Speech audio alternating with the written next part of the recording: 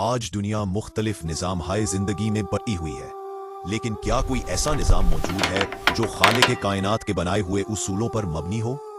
आइए आज हम बात करते हैं इस्लामी निज़ाम की, जो ज़मीन पर अल्लाह के कानून की हुक्मरानी का तसव्वुर पेश करता है। इस्लामी निज़ाम की बुनियाद तौहीद पर है, ये मानना कि हाकिमियत सिर्फ अल्लाह की है। इस निज़ाम में अदल व इंसाफ का बोलबाला होता है, जहां अमीर और गरीब सब कानून की नज़र में बराबर है। ये निज़ाम शोराई निज़ाम है, जहां अहम फैसले मशवरे से किए जाते हैं। इसमें हर फर्द के हुकूक का ख्याल रखा जाता है, चाहे वो किसी भी मजहब या अकीदे से ताल्लुक रखता हो।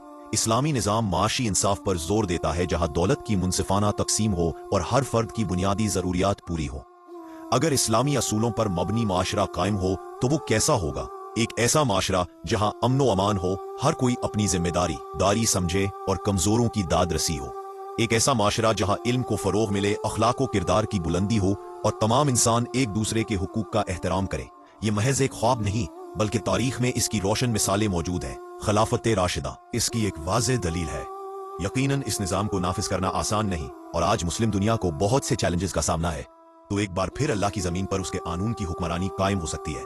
ये एक इज्तिमाई कोशिश है, जिसमें हर मुसलमान को अपना किरदार अदा करना होगा, इल्म हासिल करना होगा, अपने किरदार को बेहतर बनाना होगा और हक की आवाज़ बुलंद करनी होगी।